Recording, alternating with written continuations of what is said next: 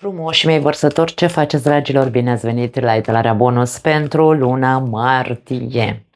Înainte să trecem la treabă, vreau să vă invit și pe voi pe noul canal pe care l-am deschis, care se numește Fără Mască în paralel cu viața. Așadar, sunteți bineveniți și acolo.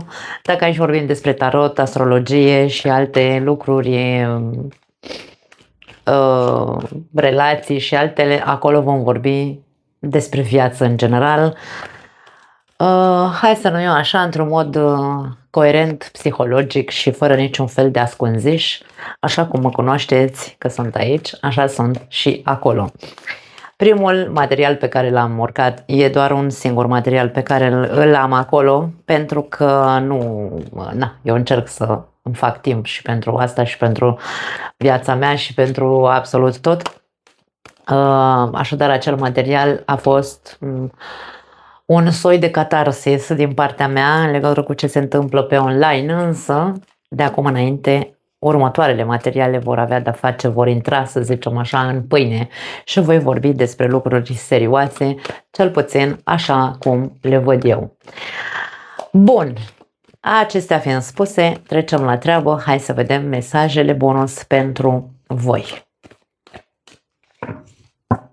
Primul mesaj, autovalorare. Am văzut asta și la Capricorn. Nu știu dacă aveți de-a face cu un Capricorn sau dacă voi aveți planete în zodia Capricorn, sunteți și voi guvernați de Saturn, la fel ca și Capricornii. Poate n-ar strica să vă uitați și la etalarea Capricornilor, că poate ceva va rezona cu voi. Avem al doilea mesaj pentru voi, timpul. Ok, și avem un nu. Ia uite că îmi sărea cartea din mână. Nu, avem aici un refuz sau o negație.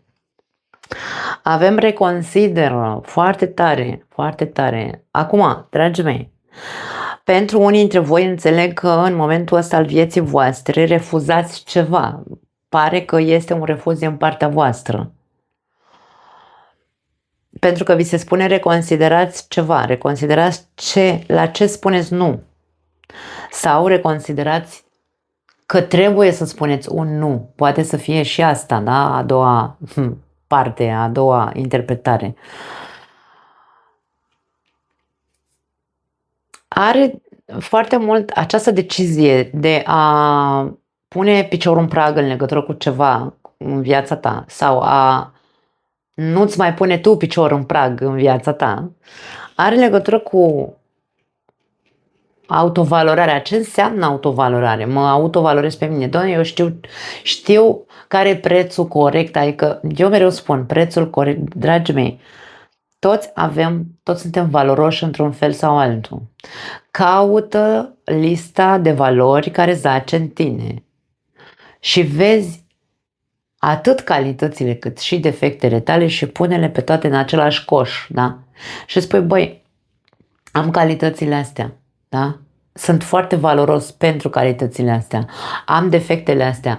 Unele dintre ele pot fi rectificate, altele dintre ele pot fi folosite în favoarea mea, altele dintre ele pot fi, hai să spunem așa, pur și simplu acceptate ca fiind bestia de noi, cum zic eu, da, câteodată. Deci aici trebuie să înțelegem că nici pozitivul nu este atât de mamă ce valoros e doar partea asta, valoroasă e doar partea asta pozitivă, dar nici ce avem ca defecte nu e atât de ieșit din comun. Așa cum am spus când am descris zodia Vărsătorului, arhetipul Vărsătorului, de fapt, că nu vorbim despre zodie în sine, trebuie să învățăm să ne vedem cu adevărat. De-aia eu mereu spun prețul corect. Care e prețul tău? Cât de valoros consider că ești?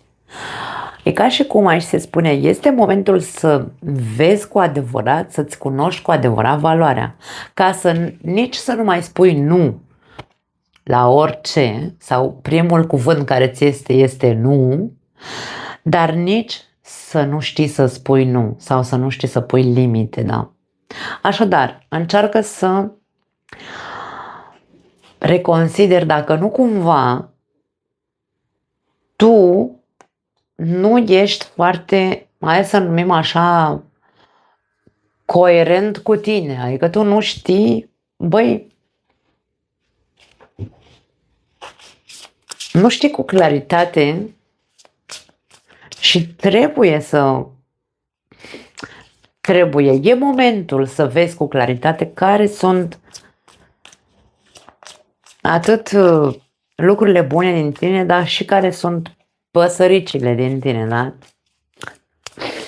Bun, mai departe. Ce alte mesaje mai avem, dragii mei?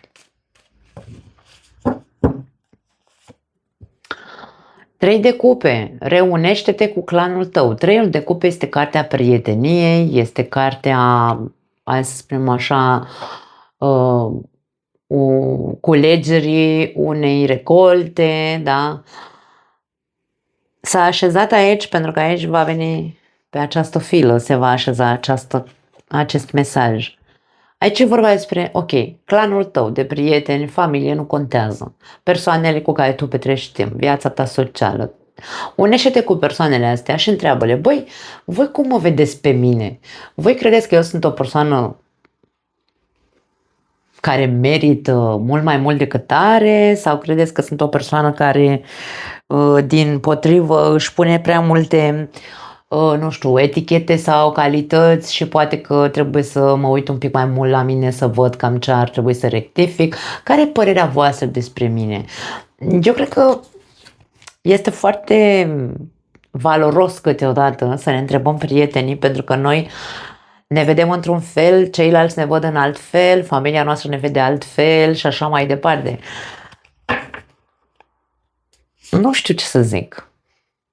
As de spade. Uite-te la tine, spune acest mesaj.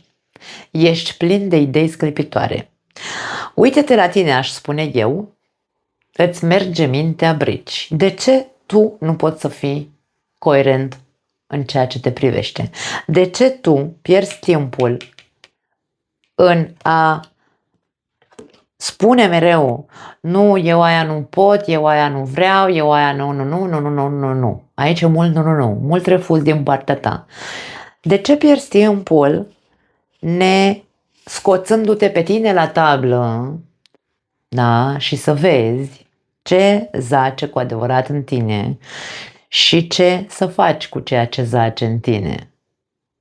Eu aș spune că ești o persoană extrem de valoroasă, doar că tu nu ai timp niciodată pentru tine ca să te vezi cu adevărat. Să fii cu adevărat sincer cu tine, pentru că asul de spade este asul sincerității, a adevărului, a dreptății, spune cum vrei tu.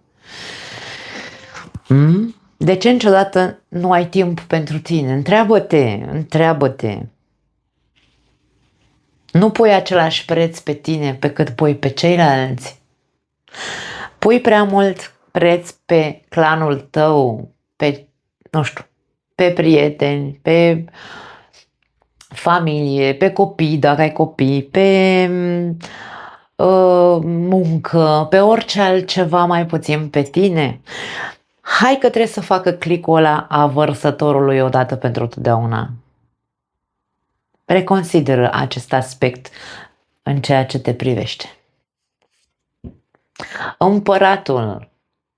Să fii o autoritate în propria viață implică multă responsabilitate. Acest împărat s-a așezat sub acest nu. Împăratul, doar așa, hai să facem un exercițiu de imaginație. Un împărat este o persoană cu toți boi în curte, da? Cu toți saci în căruță, nu-i lipsește absolut nimic, el taie, el spânzură în viața lui, el știe foarte bine ce are de făcut, știe foarte bine cât l-a costat să își construiască imperiul pe care îl are, știe foarte bine, conștient că este autoritatea supremă în viața lui, sau, mă rog, în viață, da? Un împărat este autoritatea supremă într-un stat, da? Dacă stăm să ne gândim. De-aia spun, hai să facem un exercițiu de imaginație, pentru că cărțile de tarot nu sunt, hai să spunem așa, lipsite de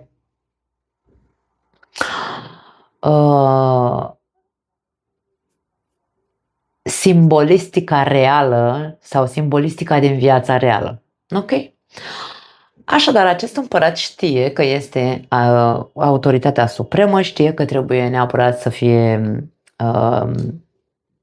respectat, știe că el dacă cade, imperiul se duce de râpă, știe toate lucrurile astea. Împăratul știe foarte bine când trebuie să spună nu, împăratul știe foarte bine când sau conștientizează când este tot timpul împotriva vieții sau împotriva tuturor. Așadar, imaginea este asta, a acestor mesaje. Ca tu să fii o autoritate în viața ta, trebuie să știi când să te frânezi pe tine cu atât de multe nuuri sau refuzuri și când trebuie să pui piciorul în prag și să te responsabilizezi, aici implică cuvântul responsabilitate acest împărat, să te responsabilizezi de propriile tale refuzuri sau de propria ta lipsă de limite. Limite față de cei care poate te fac să te simți mai puțin decât ești. Împăratul este autoritatea supremă. Fiecare dintre noi putem să încercăm să facem acest exercițiu de imaginație ca și cum am fi împărați. Dar nu pentru a ne umfla în pene că vezi, Doamne, cine mi eu, da? Și să încep să fiu o tirană, că există și împărați tiranici și împăratul are această fațetă de tiranie. Acolo nu, responsabilitate. Ok? Și să vedem cam ce simțim când facem acel exercițiu de imaginație. Cum te simți în interiorul tău când, dacă tu îți imaginezi că ești un împărat care are nu știu câți porci în baltă și nu mă refer doar din punct de vedere material. Când ești autoritatea supremă, când tu ești cel care taie și spânzură, cum te simți? Are legătură cu autostima? Are legătură cu propriul tău preț corect despre care vorbeam? Da. La capătul cărților avem 4 de cupe. Încearcă să nu fii atât de pretențios, ok? Foarte tare acest mesaj, foarte tare. 4 de cupe este cartea, în tarotul clasic, este cartea mofturosului, îi spun eu câteodată. Aici avem imaginea acestei persoane mofturoase, avem o persoană în vârstă care se duce la această cafenea și cere 4 feluri de cafea și nu o satisface niciuna, nu-i place niciuna. Așadar, care-i moftul, care-i treaba, ce nu-ți convine, întreabă-te, reconsideră, aici lupa e pe tine sau lupa trebuie pusă pe tine, e ceva ce nu-ți convine, un nu aici, e ceva ce nu-ți place, e ceva ce nu-ți convine, dar are legătură cu tine, autostima ta probabil că este, hai să spunem, dezechilibrată în această perioadă și pur și simplu ți se cere mai multă atenție pe tine, da? Și să fii foarte sincer, 100% cu tine.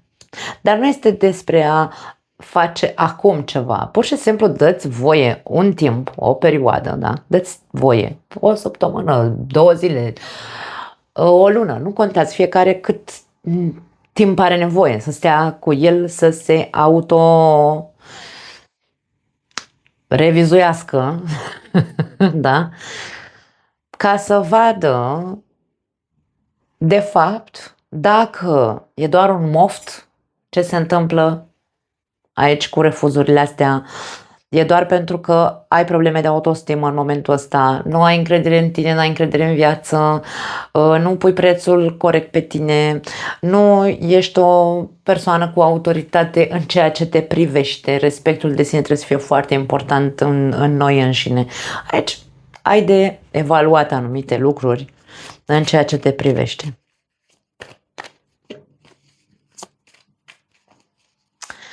Mai departe, hai să vedem îngerii iubirii ce au de spus.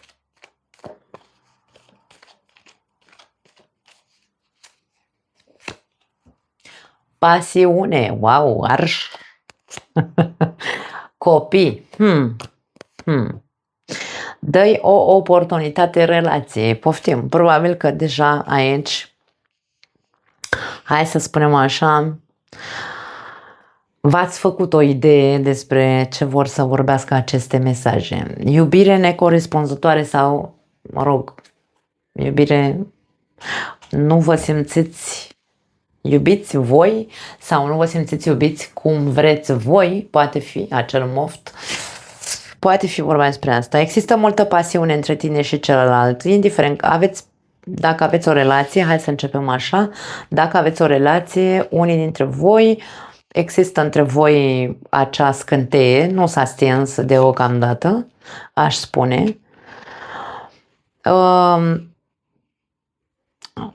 Sau dacă s-a stins, poate că s-a stins pentru că au apărut copii și așa mai departe. Na, relația acum este la un alt nivel, probabil că vorbim despre un pic de nostalgie. 4 de cupe poate fi cartea nostalgiei, ca și cum... Da, eu acum mă pun pe mine exemplu, da? M-am măritat, am copil, avem tot ce ne trebuie și totuși ceva îmi lipsește în relația asta. Da? Nu că s-ar întâmpla asta în viața mea, vreau să vorbesc la persoana întâi ca să nu mai zic tu, ca să se interpreteze greșit. Hai să spunem că ceea ce trăiesc în momentul de față este ceea ce mi-am dorit întotdeauna, am găsit persoana potrivită pentru mine, am făcut și un copil și așa mai departe. Și pentru cei care aveți o relație, da? Sau, mă rog, nu am făcut copii, dar ne dorim copii și poate unul vrea, unul nu vrea, sau nu se pot face copii, depinde, fiecare, poate să fie extinsă explicația, dar aici vorba despre acea nostalgie, acea lipsă. Simt că îmi lipsește ceva. Există pasiune între noi, da, mai avem energie, viață sexuală, avem de toate, dar totuși ceva nu-mi convine în relația asta, ceva nu se pupă.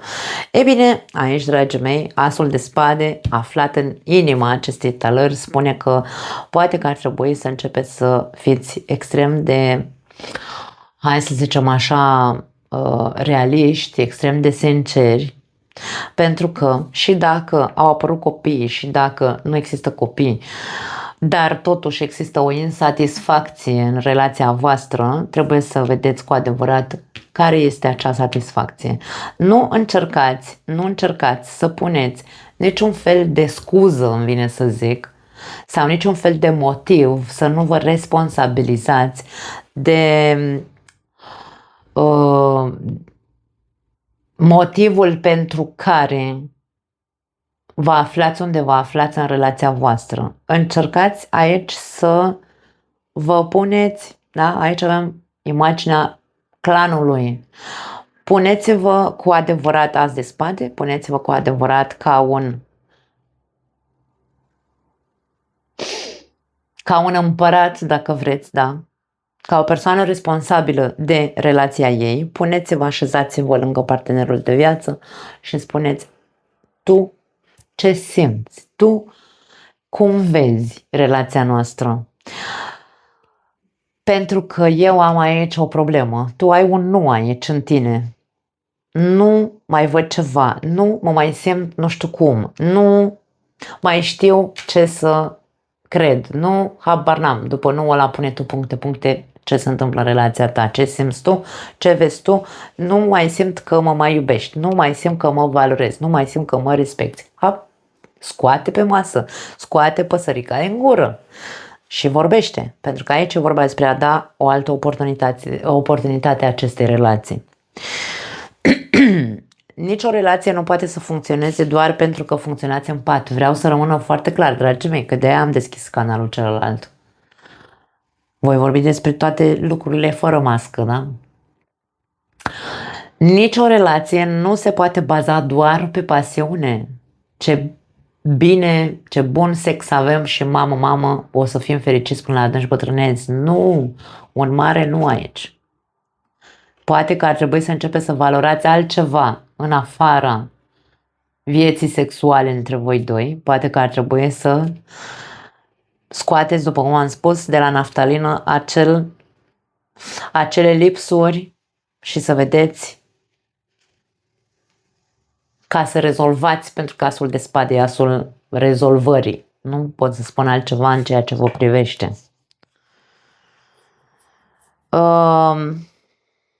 Pentru cei singuri, ce faci cu timpul tău, dragă vărsător? Îți valorezi cu adevărat timpul? Poate să fie pentru unii dintre voi vârsta, atenție, timpul ne marchează, de ce nu? Pentru că este o roată care se învârte, ceasul, tic-tac, tic-tac, tic-tac, timpul trece. Cu adevărat valorați timpul pe care îl petreceți pe această planetă? Pentru că aici avem un nu, ca și cum ți se zice răspunsul. Nu valorezi deloc timpul care îl ai. Nu se vede că ai fi foarte, hai să spunem așa, nu știu dacă e vorba că nu se vede că ești deschis. Poate că ești deschis la a cunoaște alte persoane, dar e cu skepsis aici la voi, la cei singuri. E ca și cum, da, domne, eu mă deschid, în mine arde foarte mult foc, mi-aș dori să-i cunosc lume, să intru în relații și așa mai departe. Dar aici am ceva. E ceva foarte, hai să spunem, real, îmi vine să spun, care se întâmplă în interiorul tău și care probabil te împiedică să ai relații sau să se apropie cineva de tine. De ce nu? Ce este acel ceva? Această poziție sau energie a împăratului. Ori unii dintre voi aveți o poziție socială, nu mă refer că sunteți prim-ministri sau ce știu eu, alte minuni. Nu, aveți un statut. Statutul ne-l punem noi singuri, da? Eu de-aia există foarte mare coerență în această etalare. Prețul tău care e? Pentru că tu, dacă te valorezi doar pentru că ești un împărat, pentru că, nu știu, ai ajuns o persoană independentă, vărsătorul înseamnă independență, da? Ai ajuns o persoană independentă la o anumită vârstă, timpul aveam aici, da? Care își cunoaște valoarea, ar trebui, din start, e vorba despre îți cunoști cu adevărat valoarea, nu te identifica cu cine ești tu, de exemplu, dacă ești, nu știu, șef de director. Eu sunt șef de director. În relații nu e vorba despre cât ești de șef de director. În relații este despre știi să fii responsabil, știi să fii matur, știi să fii cald, 3 de cupe, iubitor, clanul tău, știi să fii apropiat de emoțional de celălalt. Când ne identificăm cu o poziție socială sau cu câți porci în balt avem, aici devenim, cum se zice, nu mi este cuvântul,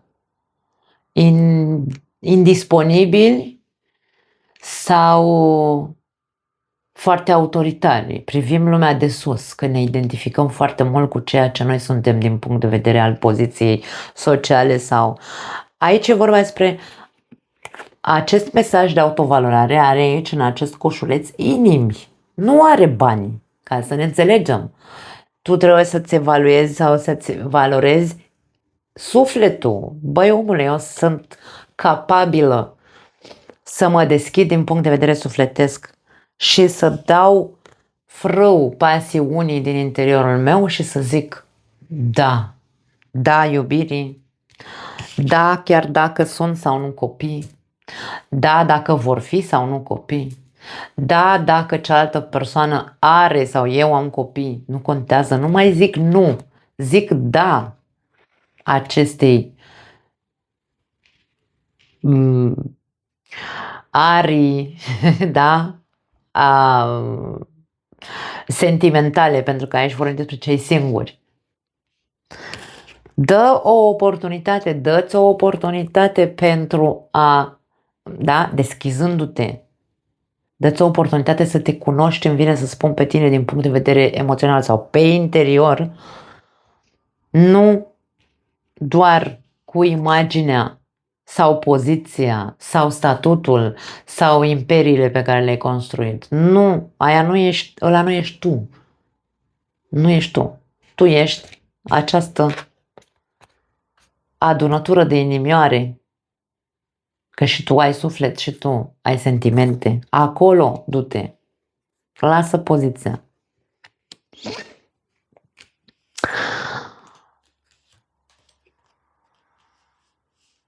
Poate că unii dintre voi ați fost foarte dezamăgiți din punct de vedere emoțional, cei singuri. Poate că da, într-adevăr, nu ați fost valorați, nu a investit timp persoana cu care, persoanele cu care ați avut relații, poate nu s-a investit timp sau poate nici măcar tu nu ai investit timp, iubire și așa mai departe, a fost totul pe pasiune, pe repede înainte, pe hai, ne-am grăbit, ne-am luat, am făcut copii, blea, și am rămas așa în această viață, mă uit și zic, nu mai îmi trebuie, nu mai vreau, nu. Aici e despre, ok, hai să vedem. Sunt acel împărat de pe tronul meu, cu statut sau fără statut, cu bani sau fără bani. Ce fac? Sunt singură. Vreau pe cineva în viața mea. Ce îmi rămâne de făcut ca să am pe cineva în viața mea? Nu îmi rămâne de făcut decât să insist, stau de vorbă cu mine și zic ok, toate poveștile din alte relații pe care le-am avut, da? Toate alte relații pe care le-am avut, iau și le scot aici din sufletul meu și le pun pe masă și le văd cu adevărat și zic ok, pot să zic ce vreau. Ăla a fost un prost, nu m-a valorat. Ăla a fost un manipulator, m-am lăsat păcălită. Ăla a fost puncte, nu contează.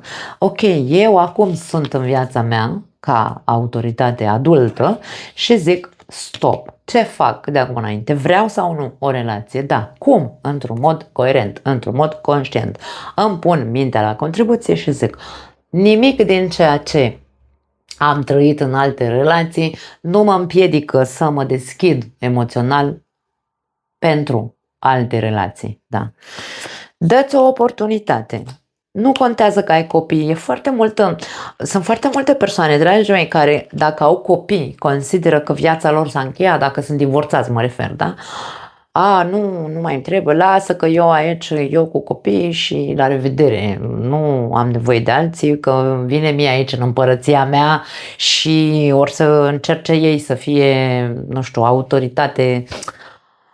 Aici e o chestiune de înțeles, e o chestiune de mentalitate, e o chestiune de a fi sincer cu tine cu adevărat, e o chestiune de a face ceva cu nevoile tale emoționale, pentru că și voi aveți, da?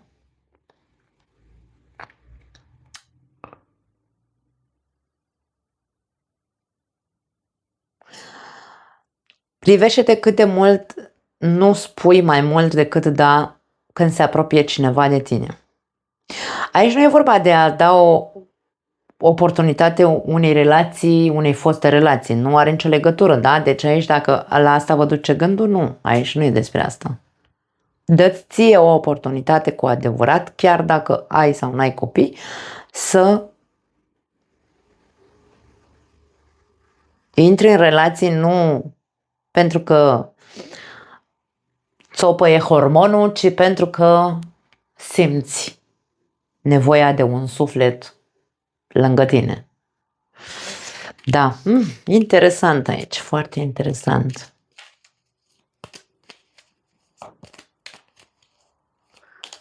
Dacă aici e vorba despre dacă ai de spus nu. Atenție, poate unii dintre voi este cineva care mamă, e aici în limbă după voi, pasiune.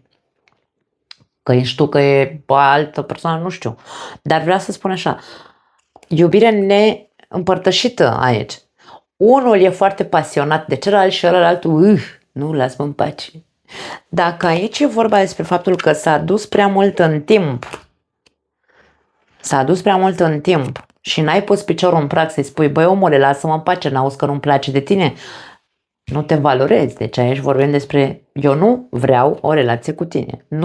Nu știu. Găsiți voi maniera de a spune lucrurile fără să fiți tiranici. Atenție, da? Aici as de spade și împăratul. Nu fiți cruzi, da? Și spuneți persoanei celelalte îmi pare rău, dar nu. Îmi invadezi teritoriul aici. Nu vreau o relație cu tine. Motivele pentru care nu vrei le poți spune sau nu. Dar trebuie să știi să spui nu, dacă există această variantă pentru unii dintre voi, da? Iar pentru alții este exact invers. Există cineva care probabil îl pasionezi foarte tare și pentru că are copii sau poate pentru că tu ai copii, ți se pare că, vezi, Doamne, nu, n-ar trebui, nu știu, habar n-am. Sau mi se pare că nu, da, e pasiune, dar și dacă ar fi, și tot timpul nu este primul cuvânt. Și aici, da, se spune, dă o oportunitate, dă-i o oportunitate omului ăsta, să vezi ce, Doamne iartă-mă, ți demonstrează. Nu poți să rămâi cu nu ăsta în brațe tot timpul. Uite că s-a întors o carte și o luăm, că întotdeauna luăm când se întoarce sau cade ceva. Avem șarpele care vorbește despre dorință. Dorință și atracție. Aici, hai să spunem așa că există foarte mult foc, foarte multă, poate tentație, poate fi, da, dorință și atracție pare că este foarte multă. Avem copacul, stabilitate și creștere. Aduce copacul și avem bătrâna, o femeie tristă. Unii dintre voi, mai ales femeile din această zodie, pare că în această perioadă sunteți mai triste, mai decăzute moral, emoțional.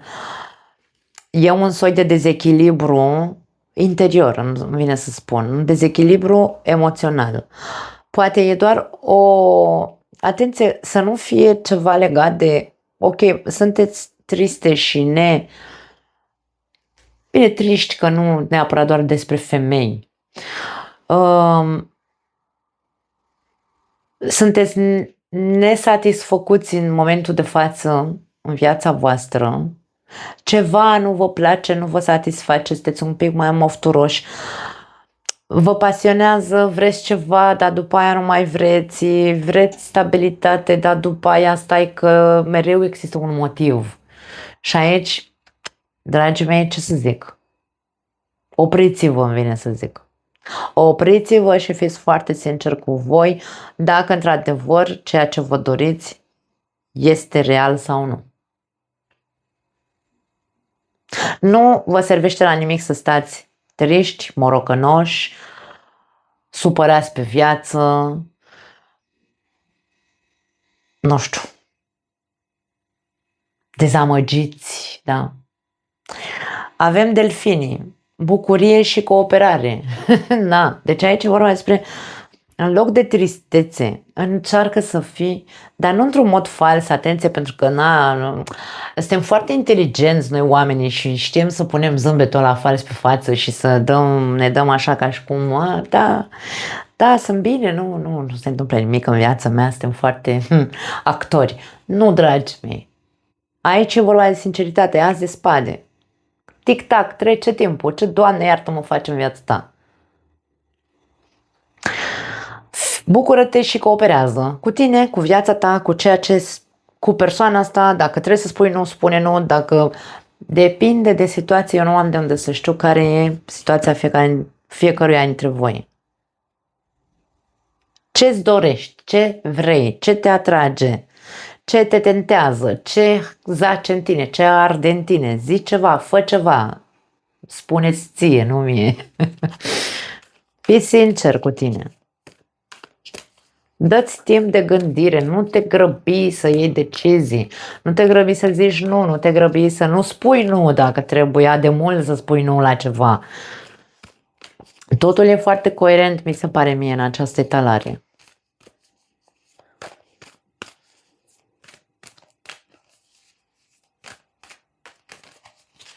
Hai să vedem. Potențialul tău este infinit. Insist, a ieșit și la Capricorn, poate că ar trebui să vedeți și acea etalare. Potențialul tău este infinit, da, normal, și al tău, și al meu, și a oricărei alte persoane. Ține doar de noi să conștientizăm anumite lucruri și să fim extrem de sinceri. Fii prioritate în viața ta.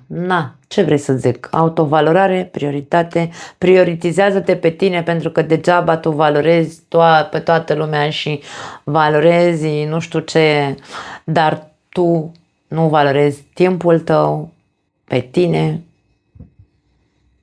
Da. Înnoată departe de această situație, e ceva de care tu trebuie să fugi. Aici nu e vorba despre moftureală, aici nu este vorba despre dezamăgire, aici nu este vorba despre... Pare că ce a ieșit acum la final ne spune, hai să spunem așa, exact ne pune punctul pe i în această etalare și ne spune nu este despre faptul că tu tot timpul spui nu. Faptul că există această variantă cu zic mereu nu, poate fi din cauza faptului că încă nu mă valorez pe mine, nu am o autostimă bună, pot să lucrez cu mine, să-mi dau timpul necesar să mă repun pe picioare, există maniera să o facem cu toții, poate că sunt mofturos, nu-mi intră nimeni în grație, nu-mi convine nimic, pentru că de fapt eu îmi doresc altceva și nu primesc acel ceva pe care mi-l doresc, ok, și asta este, hai să spunem, se poate observa ce și cum și se poate lua o altă decizie, dar aici pare că este vorba despre hai să spunem, un pericol sau există o situație, persoană, eveniment care are nevoie de propria ta autoritate sau mână de fier, în care în loc să stai dezamăgită sau tristă, să conștientizezi că această situație este periculoasă pentru tine și să preiei frâiele vieții tale și să spui nu, nu mă bag în asta, nu mă bag cu persoana asta, nu vreau să particip la acest eveniment, deci aici e vorba despre tu ești cel care